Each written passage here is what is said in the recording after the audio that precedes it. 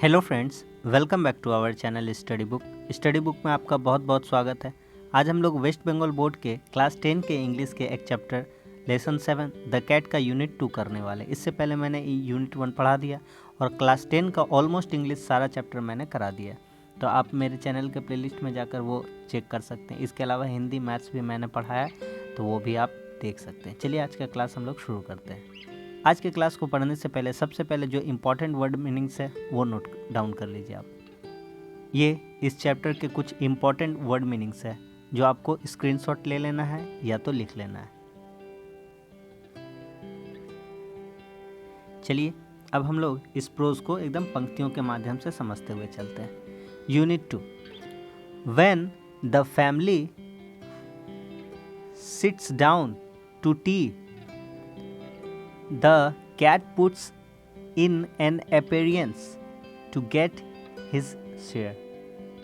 कहता है when the family sits down to tea, जब जो परिवार के सदस्य हैं, जो परिवार है, sit down यानी बैठते हैं चाय पीने के लिए, the cat puts in an appearance, वह जो बिल्ली है अपना appearance उपस्थिति अपना दर्ज कराता है to get his share। जो अगर कोई फैमिली है, जो फैमिली है अपना चाय पीने के लिए जब वो लोग बैठते हैं तो बिल्ली भी वहाँ पर अपनी उपस्थिति दर्ज कराता है और अपना शेयर, अपना हिस्सा मांगने के लिए वहाँ पर पहुँच जाता है। He puts noisily and rubs himself against the legs of the family members। वह क्या करता है, पुट्स यानी कि गुर्राना, बिल्ली लोग क्या करता है, गुर्राता है, ठीक है। noisily यानी जोर जोर से, and rubs और रगड़ता है, हिमसेल्फ अपने आप को, against the legs of the family और परिवार के जो भी सदस्य हैं उनके पैरों के नीचे अपने आप को वह क्या करता है, रगड़ता है और जोर जोर से गुर्राता है, कुछ जैसे वह कुछ मांग रहा हो, ठीक है, बाकी फैमिली मेम्बर्स से। If there is a guest at the table the cat is particularly civil to him because the guest is likely.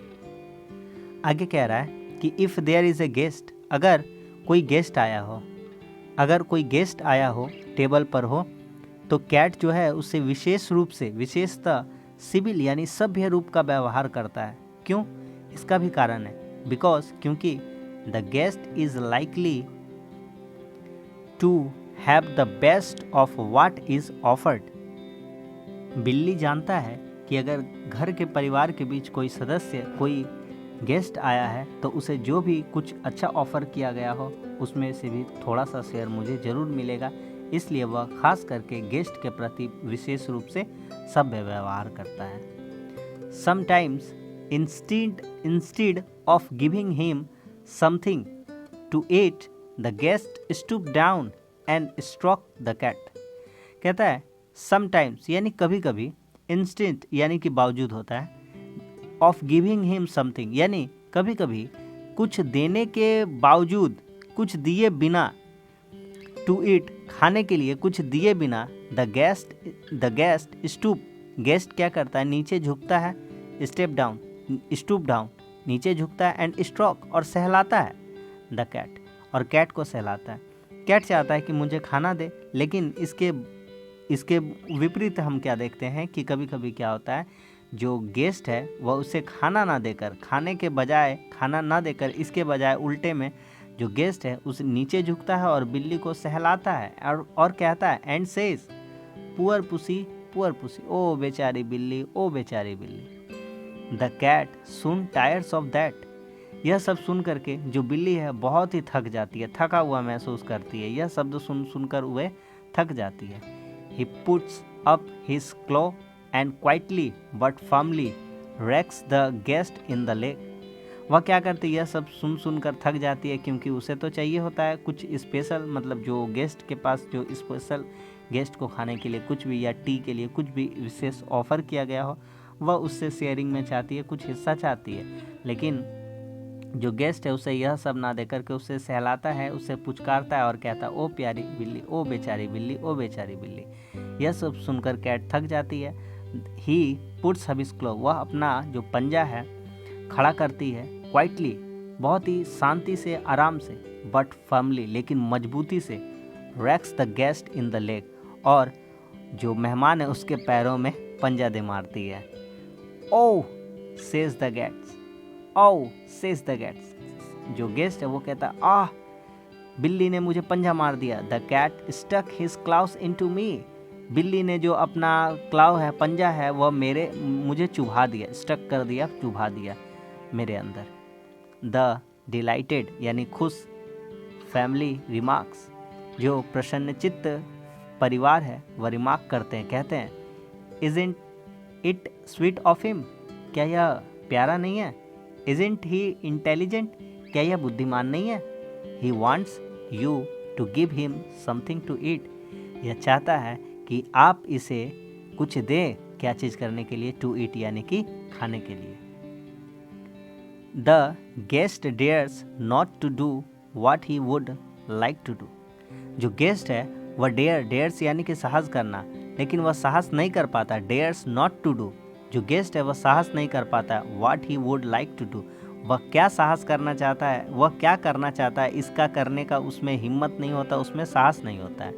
क्या करना चाहता है गेस्ट, हम देखते हैं आगे। Kick the cat out of the window, वह चाहता है बिल्ली ने जो काम किया है उसके लिए उसे किक करे, यानी कि लात मारे, और लात मार कर खिड़की से उसे क्या कर दे, बाहर फेंक दे। ऐसा कौन चाहता है? ऐसा गेस्ट चाहता है, लेकिन उसकी ऐसी हिम्मत नहीं होती है। ठीक है। So with tears of rage, तो इस कारण वह जो क्रोध के आंसू है, ठीक है ना, टीयर्स ऑफ रेज मतलब कि रेग अर्थात होता है गुस्सा, और टीयर्स यानी कि आंसू, जो मतलब गुस्सा के आंसू है, एंड पेन, और वह जो दर्द है उनकी आंखों में साफ झलकता है, in his eyes. He affects to be very much amused, लेकिन वह उसे अपने जो गुस्सा और दर्द के आंसू है उन्हें घोट कर रह जाता है, और he affects to be very much amused, और वह बहुत खुश मिजाज से व्यवहार करता है।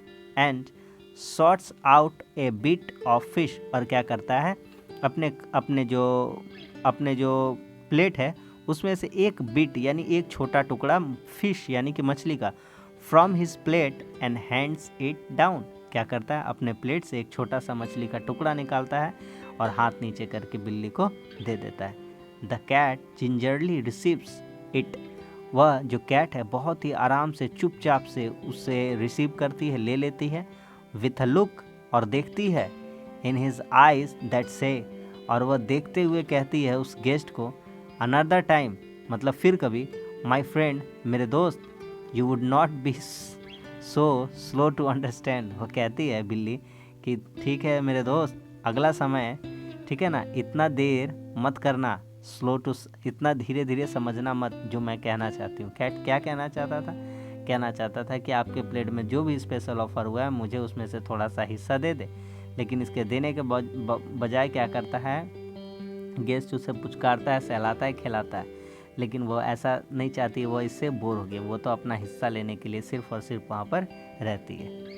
He puts as he retires to a safe distance from the guest, वह क्या कहता है, एक बार अच्छा, boot before eating his food, वह क्या करते हैं, अपने आप को सबसे पहले अपने आप को एक सेफ, जो उसे मछली का टुकड़ा मिलता है उसको लेकर के एक सेफ प्लेस पर जाती है, और उसे खाने से पहले, यहाँ लिखा हुआ बिफोर ईटिंग हिज फूड, वह अपने खाने को खाने से पहले दूर जाती है किसी सेफ डिस्टेंस में, और गेस्ट को देख करके गुर्राती है। पुट्स मतलब यानी कि गुर्राना, और जा कर के किसी सेफ प्लेस में वह खाती है, और खाने से पहले थोड़ी सी सेफ डिस्टेंस में गेस्ट से जा कर के गुर्राती है। तो यही थी, छोटा सा यूनिट 2 था, मैंने आपको लाइन से समझा दिया है, और वर्ड्स मीनिंग भी लिखा दिए, उसके बाद कोई आपको प्रॉब्लम होने वाला नहीं, जैसा पढ़ा है बस वैसा देख लीजिए, आपको बहुत ही आसानी से समझ में आएगा, बहुत ही